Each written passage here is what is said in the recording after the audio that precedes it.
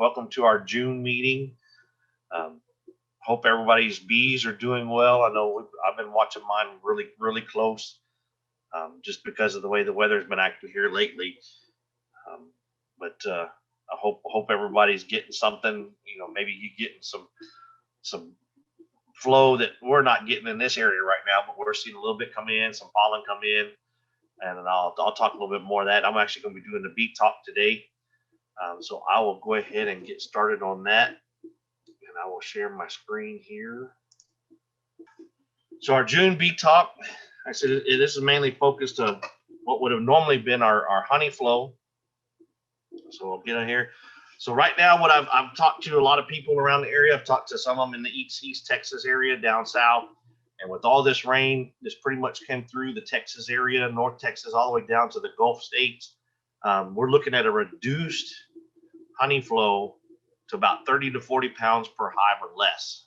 Like I said, most of the rainfall we've had, you got about 2 days of dry weather, just enough for the nectar to kick back on again, and then the next day it rained again and washed it all out. So hopefully some of your areas are doing fairly well, but we're seeing a restricted flow. I'm hoping that with this last week and this coming up week, and I think pretty much the weatherman said the summer is pretty much upon us. Hopefully we'll see some late flowers coming in. But if you do get some nectar coming in, one of the ways you can test to see if it's ready is do the shake method. Just what I usually do is pull out those frames of hives. We may have a lot of uncapped this year, but what you do is I just take it right over the top of my hive and just give it, with it facing down, give it a quick shake over the top of the hive. And if it looks like rainfall, your frames are still too wet. But if you only get 1 or 2 drops on top of your hive, then you can actually go ahead and harvest that honey. Normally we look at around the July 4th weekend is our harvesting time. I've had a few phone calls already about wanting to use our equipment here, of some that had gotten some early supers on, so they made some of that before the rain really hit. But we may be looking at some later extractions. Just be careful. I don't know what we were just talking about this earlier, but I don't know what the snow on the prairie is going to do and how that's going to affect. So you need to, if you're in those areas with snow on the prairie, just be advised that you want to have your honey pulled before that really gets started. I mean, it is a good flow for the bees, but it does kind of it has an irritant in there, and it will cause your honey to kind of what we call as a spicy honey. But what it is, it just stays with you for a while, irritates your throat, and it can last from anywhere from 15 minutes to about 30 to 40 minutes. It just varies on how much of it's in there. And I have heard that if you let it sit for about 6 months, that irritant will kind of dissipate in there, and you can use it like regular honey. But I have not, I haven't had anybody that's ever had it before, so I don't know if they've ever done something like that to see if that'll dissipate on there. But that is what I've heard. So yeah, we're looking at reduced honey flows. Like I said, it may not be as good as expected from last year. I know last year we had quite a few people doing about 60 pounds per hive, but like I said, I think it's going to be a little bit more reduced. If you do have a better flow, you're one of the lucky ones. So this is some of the flowers we've been seeing around here. I have been seeing some Indian blanket. That one on the left is your scabiosa. This one's kind of small, but usually has a really long stem there, that little hard stem you see there connected to the flower. I've been getting a lot of that in my area right now, and that is a good flower to be in there.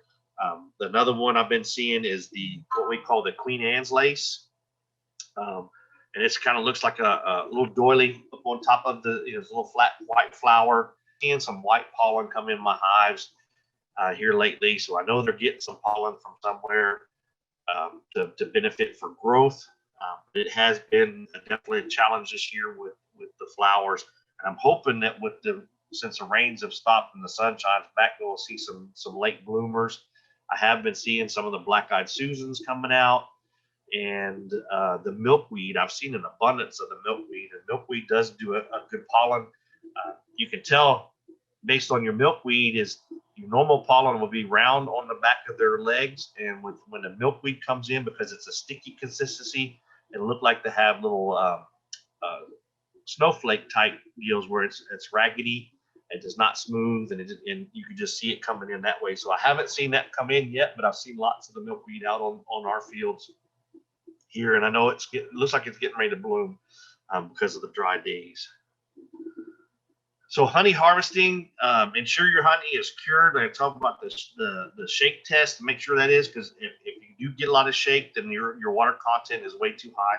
You want it to be around the 17 to 19%. That's where we tell most people. I know that we do have the spectrometer that we use here to actually look at that and see where your water content is on your honey, but how much honey to harvest this year is going to be up to you this year. With a lot of the decline, there may be a lot of people just growing bees this year. I would definitely watch it for sure. If you do harvest the honey, then you're probably going to have to put lots of syrup on to get them built up. Because like I said, there's been a low content in the hives that I've looked at, but they've still been pulling some in and making it last. So I would just be wary on what you're going to be pulling this year. If you're going to harvest it and extract it quickly. Don't leave it out or let it sit inside your house for too long. We do still have the hive beetles, and since it's really, really wet, I've seen a more abundance of the hive beetles and their larvae. So just be careful of that. You do want to get, harvest it quickly. If you can pull it, if you know you're going to harvest on a morning or an afternoon, I would pull it either that evening before, or if you have an afternoon time, I'd pull it that morning. So that way you don't have a chance for the hive beetle to get into your supers of honey there. And then, like I said, return at least one of those boxes back to the hive, unless you're running like a double deep. But if you're running a single deep, you want to have at least one of those medium supers back on. That way that they can start collecting the honey at the end. Like I said, it may end up being syrup this year, or sugar water, just because of lack. And we are coming up on our summer, so there will be lots of feeding that will have to happen this year, especially if you haven't done any harvesting yet. But if you don't want to this year and you just want to leave your honey on, it's not going to hurt. They can carry that through on the winter. Like I said, you want to make sure about 30 to 40 pounds before that winter time starts, and then just kind of keep a section of feed on them as you go. And you can do what we call the lift test. You just go back there, lift up the super, and see how heavy it is. If it's still staying pretty heavy, then the bees are fairly good. If it starts getting light, then you want to definitely start putting on more syrup. Okay, so some of our post-harvest care. This is what you do ahead. So if you start extracting in the late part of June or July, going into August, the Texas summers are very hard on our bees. It just gets very, very dry. There's no flowers. And that way, like I said, you want to make sure you have some syrup available for them. Pollen, not so much. I mean, like I said, there's other flowers out there that come on. But if you want to keep the brood growing, you may do some dry pollen. We like to use the dry pollen during the summertime.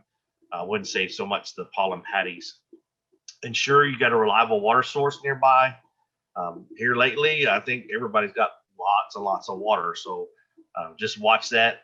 I know my pond is super full, and I don't expect it to dry up any, down more than what I normally see during a mild summer. But like I said, just be wary of it. I know we're hitting some 100-degree days with the heat sources or the heat index, so just be careful of those. Like I said, and also be careful with yourself out there with the heat index getting up there. You make sure yourself is hydrated.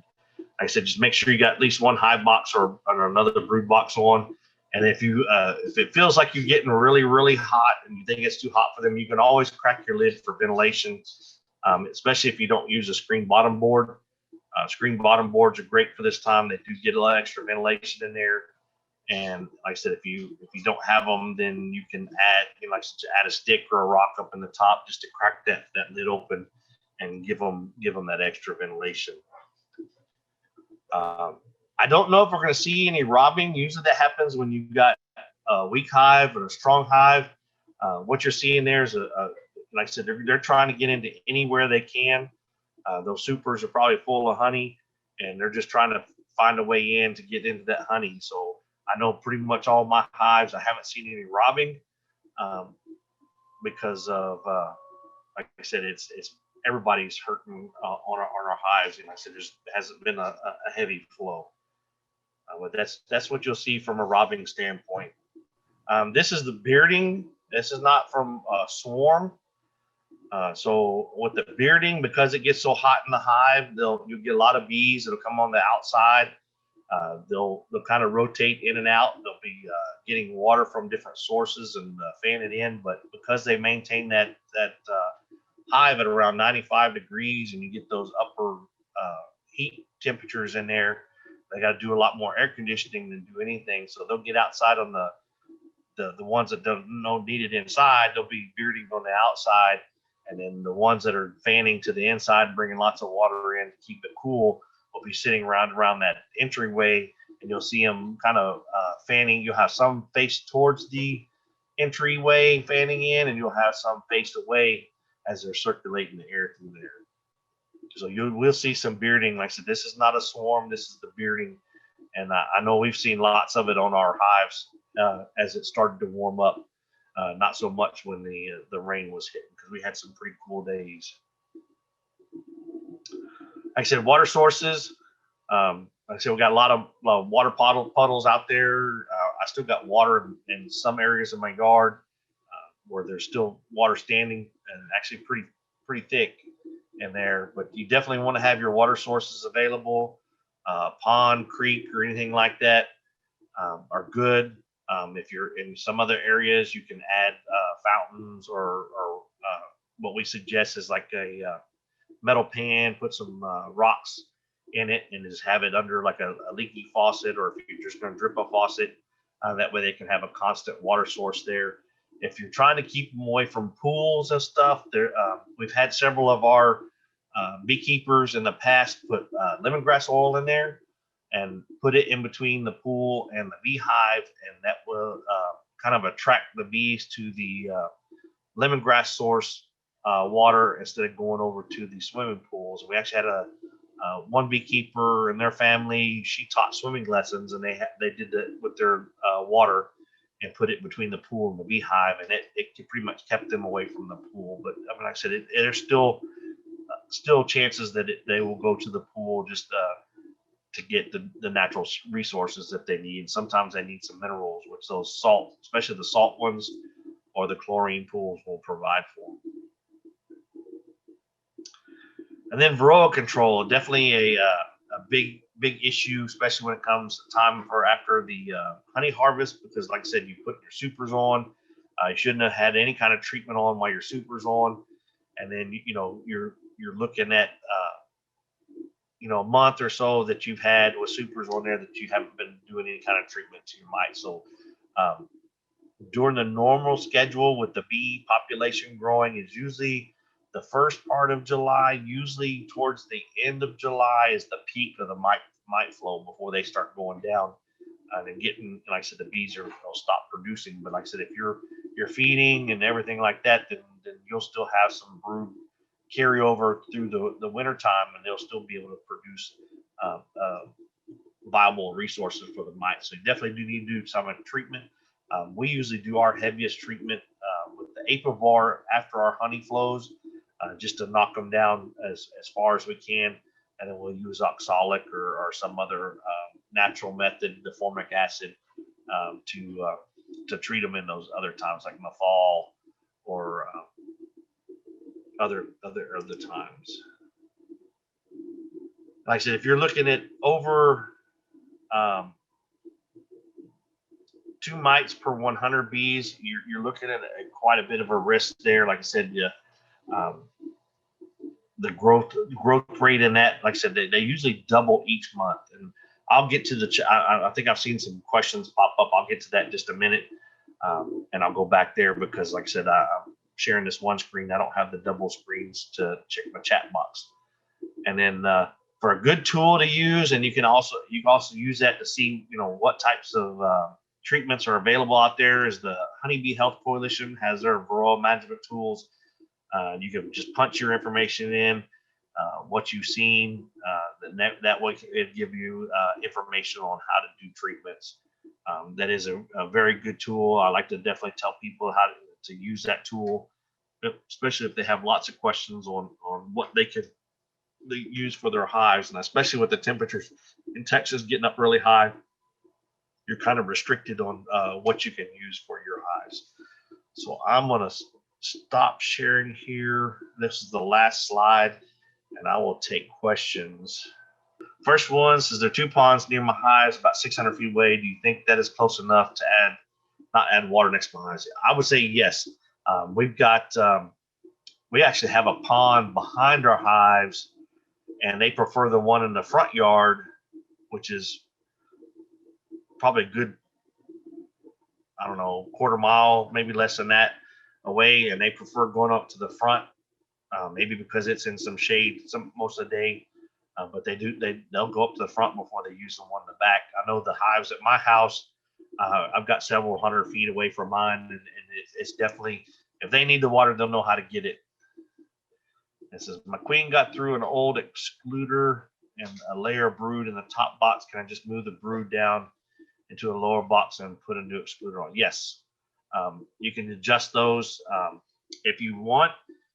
Even with the brood in the top, you could just put the new excluder on there. If you're still going to try to make the honey, and just let the brood hatch out, and they'll eventually fill it up with honey. Just shake your bees down into those lower boxes and put the new excluder on. So washboarding and be moving back and forth. That's just a natural. That's just a natural current deal for a hive, and bees will just do it. I mean, there hasn't been really I don't think anybody's really come up with a reason why they do that washboarding. And then someone says, I caught a swarm about a mile away. Yes, I've still been seeing some swarms. I actually just caught one this morning on a fence post. So there are still some swarms happening. I think with the weather the way it's been, it hasn't given the queens any chance to do any kind of swarming. And so I think we're going to be seeing some definite late swarms if they are getting a little too crowded. He's asking if I move a swarm directly to my apiary, does that override the normal 2-mile rule? Sometimes you can do that. If you think it's from your apiary, I'd probably want to move it to another yard just so that they won't swarm again. You do still have a possibility of them swarming again. But I have moved swarms within the same yard, and what I've done is I've taken them into so it's not your bees. So yeah, I would just drop them straight into your apiary for sure. There's no problem with that. And then like I said, I've even done it to where I've closed them up for a couple of days, make sure they got some, like an internal feeding system inside, close them up for 1 or 2 days, like over a weekend, and then let them out after the weekend on that Monday. And I've had a pretty good chance of the swarm staying, or even for making a quick split. I've done that too, and then they've stayed, not a problem there. And I've actually moved some swarms. I had some swarms in areas I didn't need them in, so I've definitely got them in the apiary, moved them, and they've stayed in the area. It says, how to move bees when still warm overnight right now. Many bees outside the hive and smoke them in. So that's what we do, is we smoke them in, especially when you're moving them around. And then what we try to do is we'll screen them in. So once you get that screen on there, you get them smoked in, that you shouldn't have a chance of them coming out. I have done it to where they still were on the outside, and we just loaded them up and moved them. And with the wind blowing, they went straight through. and went back into the hive. So the wind kind of knocked, kind of pushed them back in. But they hung on for the ones that stayed there. But yeah, you can move them overnight even with the warm weather. 2 days with no ventilation in the heat. Asking about that other one, and so yes, my nook boxes have ventilation holes through there. So yeah, it does get kind of crowded in there. So we do that. Like I said, most of the time overnight. But if you have one that has a screen bottom board, like I said, I use the nook box to move them. But if you have something with a screen bottom board, they'll get plenty of ventilation. You're just trying to keep those bees from flying again. And like I said, when you get a swarm colony that happens, there's still a tendency for them to swarm. My dad's actually, we teach that in the class where we've had one, it swarmed 3 times, and after he brought it back before they finally got fed up and left. So we kept knocking them back in the box and putting them back out in the yard. And they finally, after the 3rd day, they left. So we kept kind of a watch on there. So if you can get them plugged in somehow with some ventilation, then I'd definitely try that. And like I said, usually when the 2 days stuck in there, they have to reorient themselves. So that kind of helps out a little bit.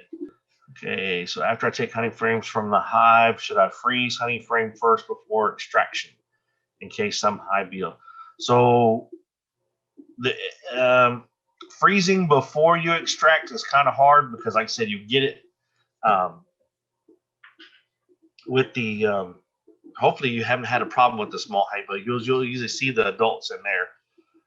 But if you freeze it before, you're going to have it out enough, at least a day before, to let it thaw out. It's hard to extract once it's been frozen. Even though it doesn't crystallize, it does get really thick. We've had some people come in with some that they did that with, and we actually had to turn them back and have them come back the next day. If I would more likely say pull it before, like the time you're going to extract it, pull it, like I said, that day or the night before. Do your quick extraction. Then go ahead and go from there. The small hive eatable eggs, I think it's much of a problem. Like I said, you're pretty much, those will filter out of your honey once they float, and you'll skim off that area. It shouldn't be an issue there. The larva is the one that causes the most problem, because like I said, once they've slimed that honey, it's pretty much unusable. You can wash it off and feed it back to your bees, but definitely, if you do freeze it to kill those eggs, you're going to have to, like I said, let it sit for at least a day to warm back up. With the weather as warm it is, you can get that pretty well done in a day. I would definitely not stick it in like a garage or somewhere super hot, but I would definitely have somewhere that's warm and let it slow warm back up. If I move hive like 10 miles to another yard, do you have to lock them in for? No. So if you're moving them, no, you don't have to lock them in for the couple days, because like I said, you're going to make them reorient themselves anyway. So if you're moving, like I said, as long as you got them over the 2 miles, once you set them back in, then they'll have to like I said, the next day they're going to come out. They'll have to reorient to their the area that they're in. So there is no problem with them on the reorientation. But I would still watch them, especially if it's a swarm. I would still watch that colony just to make sure that, like I said, there is still the tendency to swarm. And like I said, I've had them swarm from nook boxes too. So, I mean, it's still likely that they can swarm on you too. Lots of good questions. Okay, so somebody says I got a 6-frame electric extractor that I used last year. What is the best way to clean, sanitize it before using it this year? So what I do on mine is I get very hot water. In our honey house, we've actually got ours, it's normal use water, but it's cranked up to the hottest temperature that we can get it to, and we wash those down. I use Dawn dishwashing liquid to scrub the inside just to kind of clean it, and then that way it can wash out really easy. But that's what I do, and let it just air dry. That way everything's done. But I try to get as hot of water as I can, especially with that stainless. And then, like I said, I do use the Dawn soap to just like you would be washing your dishes. Get in there, and you can use like the little green scratchy pads in there and clean up the areas, just to kind of don't have to do a lot of heavy scratching, but it definitely does cleans it good. And then, like I said, just wash it down good, and then just air dry. How do you air dry without? So ours is inside a room, so ours stays pretty well without the dust. I would say if you're going to bring it like into your garage or something like that, and or if you're going to let it get outside after you've washed it. Like I said, you know, if you don't have really of a windy day, I'd worry about a windy day. But if you got a good day like today, it's just hot and it'll dry out pretty fast. I mean, it doesn't take long. As we were washing barrels today, and those barrels are drying in about 30 minutes, so it didn't take very long at all. Okay, so I heard when you inspect using smoker, you set the hive back one day. Does that mean better to do at the end of the day? So the hive reorganizes at night, not during the day when they should be out there. I haven't had any problems with the smoker. Like I said, I'm only using a couple puffs and to the entryway anyway. I don't use a lot of smoke in there. If you're looking at as far as like, I do have some people that smoke out their supers, which you will get kind of a smoky taste to your honey sometimes when you do that. But if you're just doing a quick inspection, you're only talking about a couple puffs of smoke just to kind of calm them down. Usually it doesn't affect anything with your hive, and they'll keep on. Most of the time, like I said, they'll still be going in and out, especially if the way it's been lately. I've actually been working some of the hives with some latex gloves because they're so busy trying to get food and pollen and everything else that they're not even paying attention to me. And I've actually opened up the colonies, worked them, move some frames around, get my brood down below in the lower box. And I had maybe one or two light on me during that time frame, but most of them are going in and out, trying to get the resources that they need for the hive. So I haven't seen any problems with the smoker as far as like in the day or during the day. And like I said, I do this all day long, so I haven't seen any problems with that one. And like I said, when I'm smoking them at night, like I said, that's just mainly to keep them in the colonies while I'm moving them. Other than that, I don't do any night smoking or anything else like that. Besides, like I said, unless we're moving colonies. But like I said, I haven't had any problems as far as inspecting the colonies. Yeah, my dad was in a nook box today, and they just kind of kept doing what they were doing, and was very calm. And like I said, when they weren't paying attention to what we were doing, they were trying to get whatever resources they need with the pollen and the nectar. One of the things that we do have out there is if you do have questions that you think of after the meetings are gone or it pops up during the week, we do have our Facebook page out there that you can ask questions on. We're always there's the members only group. If you haven't got on there, you can just request to be on there. We have people, Patrick Darling and Lisa Dippards, and I think we have one other person that are still reviewing those and then getting you signed on. So if you got lots of questions, you can get on there and ask questions there. Or if you got swarms that you need, we will always try to post swarms on there too. So Scott said, I can hardly get my bees to store food. I'm feeding regularly. I think, Scott, you're going to be feeding quite a lot. Just with everything going on, I think they're pretty much eating everything that they bring in. So, I mean, with everything that's going on and the temperatures the way it is and the rain chances there that we've had, I think, like I said, they're just looking for so much, and I think they're going to be eating more than they've actually got to put in there.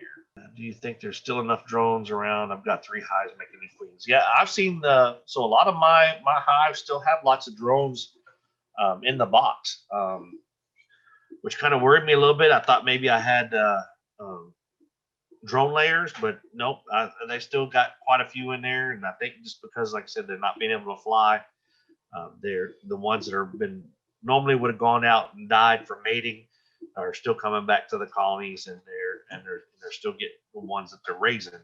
So yeah, I think there's still plenty in there. Here pretty soon though, it's gonna get pretty warm. I think the drone situation is gonna to decrease a little bit, but I think we're still pretty good till I would say into July, just depending on how hot it gets here. And like I said, it's been getting pretty warm lately. So nutrition concern when it comes to their food coming from syrup. I would say yes. I do put Honey Be Healthy or some kind of other one. I took some advice from Blake this year and got the probiotic stuff for the colonies. It's supposed to help out that he sells in his store. We actually purchased it directly from the manufacturer. But yes, nutrition's always, like I said, straight syrup. You can kind of look at it as or the sugar water as, you know, you can only last so long eating on donuts. You're going to have something a little different. So definitely, you know, Honey Be Healthy or the Ultra Bee or some of those is a definite plus to that with the syrup, because they're getting the extra vitamins and different minerals in those that will help the bees for sure as far as the nutrition.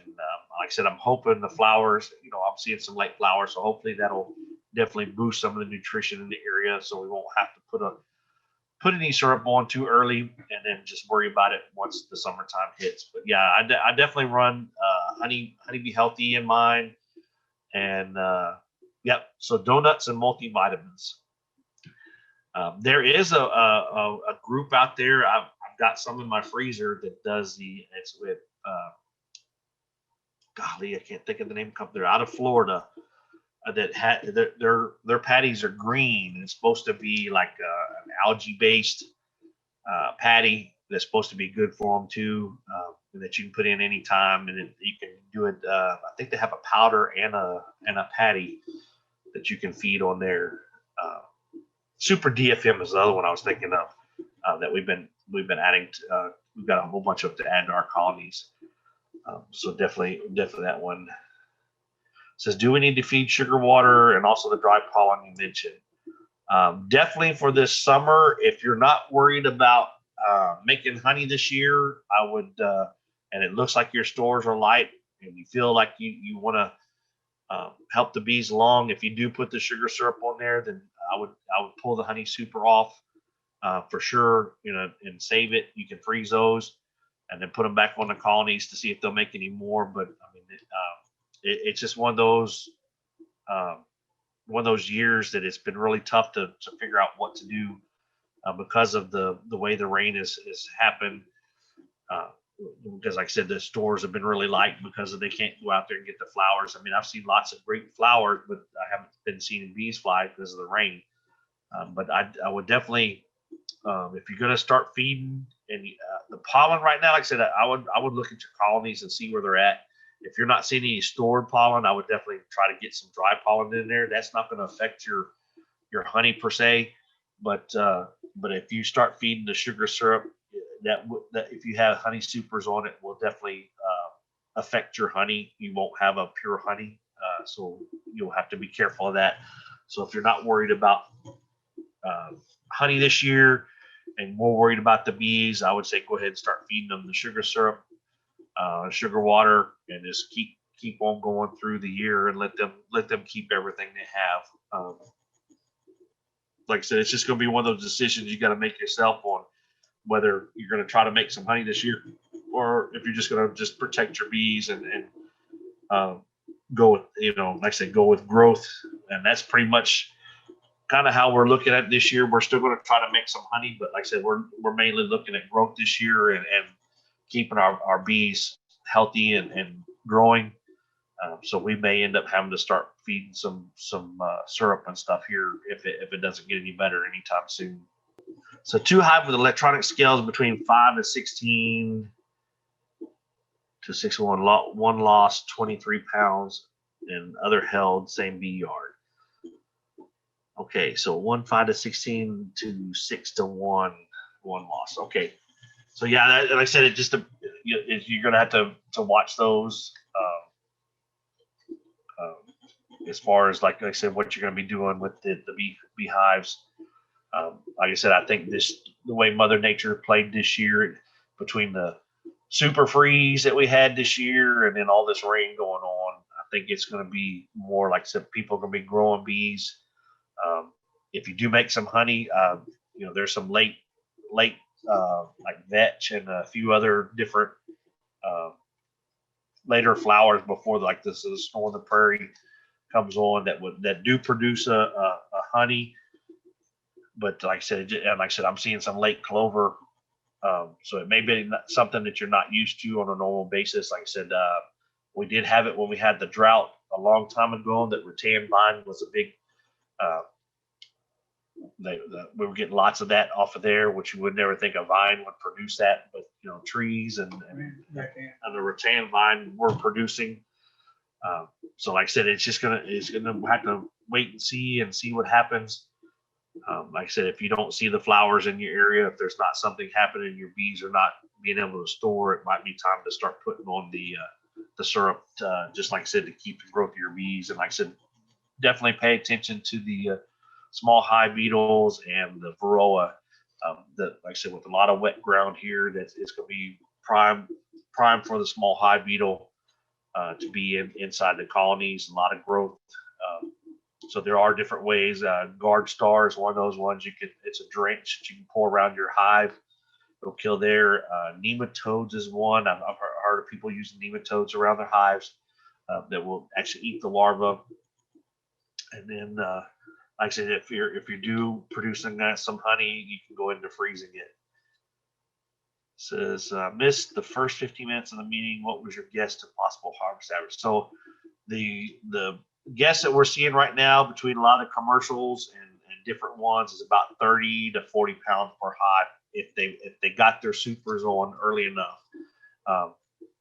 Like myself and a few other ones, we got our bees back and was working splits when all the rain hit. So we were trying to get queens in and stuff. So we got some late supers going on. So we're hoping that we'll actually make some honey there.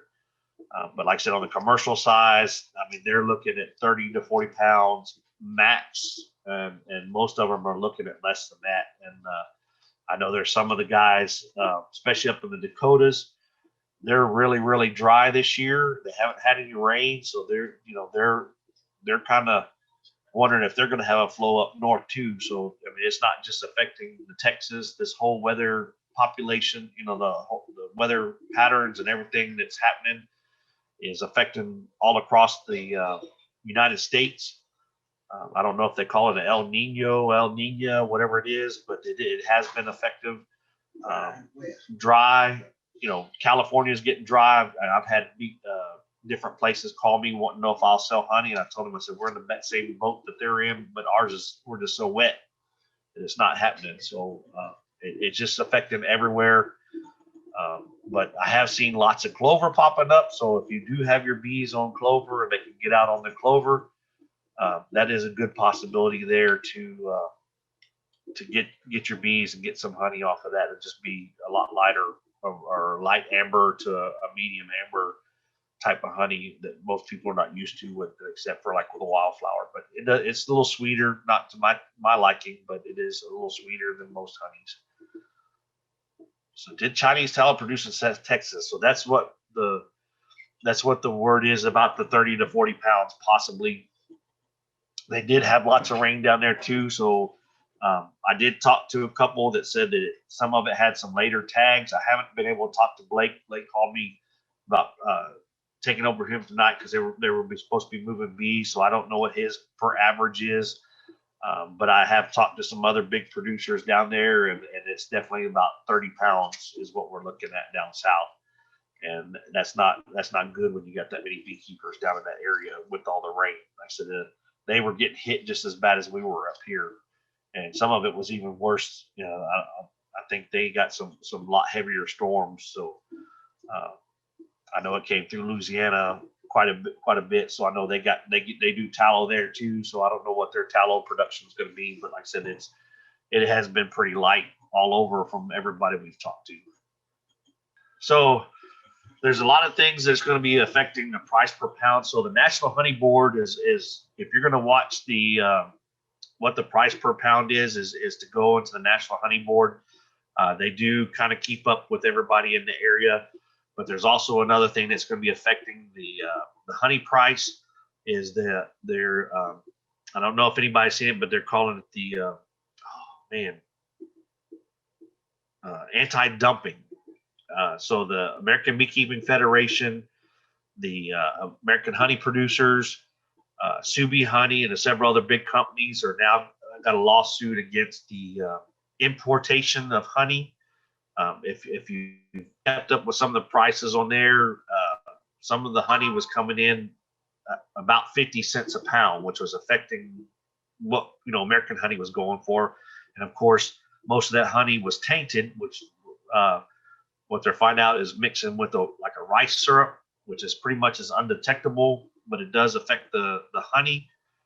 So they were driving the prices down to where it wasn't beneficial for American producers. And so it was affecting what the price on the shelf was going to be. But right now, what we're seeing is that there's a slight increase, not necessarily because of the shortage, but because of the anti-dumping coming in. And I'm sure that with the shortage, I don't know if the price will change a lot, but you just won't see as much on the shelf because a lot of the big vendors, Walmart, HEB, and places like that like to keep their honey at a level that they can get lots of business still coming in and buying the honey. If you drive that price up too high, you're talking about getting it into the small scale beekeeper area, which I think most of the average per pound on a small scale, what I've seen in the farmers markets and stuff like that for a pound of honey is about $10 a pound. I have heard some areas going upwards of $20 a pound, but that's in a more of a high society type ones. And from what I was told is if it ain't high enough that they won't buy it because they think something's wrong with it. So I know that they're just in a different market where they're asking that $20 a pound. And it's just, like I said, it's just a different area of growth. But I know our average is about $10 a pound. That's what we sell it at our market locally. But I think the national average is still running about a little over $5 a pound retail for most areas. I know that a lot of the big producers are looking at it when you buy it per barrel by truckload. Some of the prices were increasing about 20 to 25%. So, like I said, we haven't heard a whole lot. We're still waiting. But I know the National Honey Board is if you want to look at the national average, that'll kind of give you a snapshot. Also, Bee Culture Magazine. If you can get that one or get signed up for that one, get it coming in, they do send out a survey to all some they get several beekeepers that get onto that, and they'll kind of give you an average price of what's selling in your area. So they'll like take Texas or South Texas and certain areas and say, okay, this is what beekeepers in your area are saying, this is what they're selling it for. And it kind of gives you an average price per pound retail and the wholesale side. Like I said, but I kind of bounce all my stuff off the National Honey Board just to kind of make sure I was staying on a national average. Because like I said, I know I do see it in Walmart sometimes on some of the stuff we're selling. That like, I don't know how they can sell it that cheap, but it's definitely, like I said, when you got big producers pulling in lots of honey, they can do that. I can't do it as a small scale. Said a friend went to Scarborough Fair, was blown away by the price of pure beeswax candles. One was about the size of a gallon of milk, and it was going for $850. Woo! Pure beeswax candles, huh? I'm not for sure on the beeswax. I know normally we sell ours about $9 a pound. So I mean, if it's gallon size, it's definitely going to be hard to get this year. If you make comb honey, I'm sure it's really going to be hard this year to make some comb honey. Just like I said, they have to have the right environment for it. And like I said, unless we get a lot of flowers and some kind of flow, there may not be any comb honey for most people. We haven't had it for several years now, just because of the weather, the way everything's going. I do have to say that if you're interested in the board meetings, usually it's posted out. You can come on to the board meetings. I know that the newsletter, Scott was great, put that out there, but kind of what we do. We are looking into trying to get back to in-person meetings, but also have like a hybrid where we can still try to do this on Zoom because like I said, we've got all our speakers set up for Zoom meetings. So we'll try to have something lined up, but we are looking at the possibilities of trying to get back to face-to-face meetings. I definitely like the face-to-face meetings and be able to talk to y'all in person better than I do on the chat box. So just be advised, we'll try to get that out.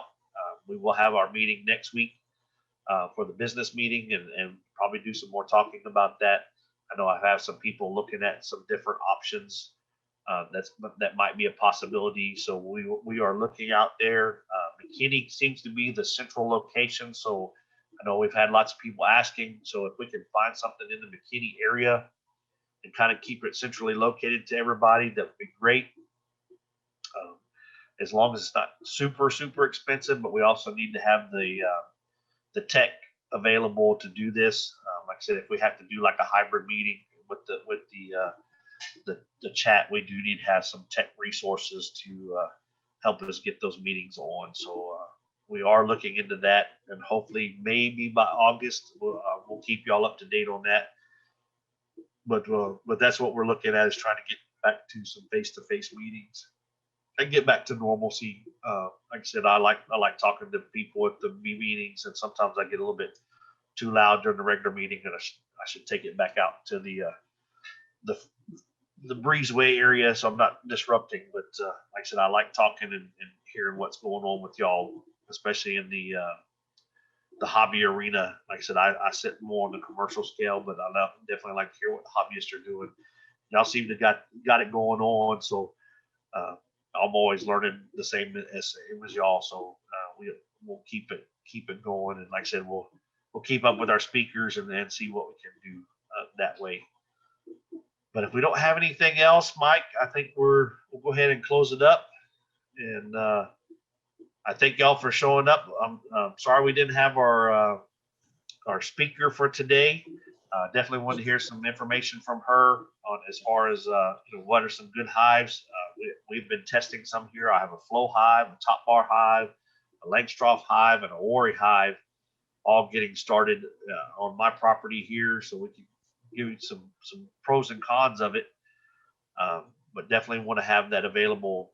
So when people talk to me, I can definitely help them out there. And like I said, it's pretty interesting with the top bar hive. So Scott, I may be talking with you a little bit about that top bar.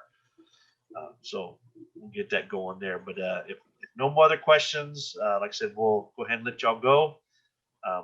We will see y'all next month. And if you're interested with the board meeting, we will have it. It is posted out. I think it's on I don't know if it's on this one or the next email that's been sent out. If you're interested, like I said, just click on the link and come on, and we'll be on the board meeting. But like I said, we try to keep it short and sweet to the board, what we're going on. But like I said, you're more than welcome to come on and listen to what's going on and see what we do as a board and how we try to improve Collin County Beekeepers Association. So if not, thank you so much for attending, and take care of those bees.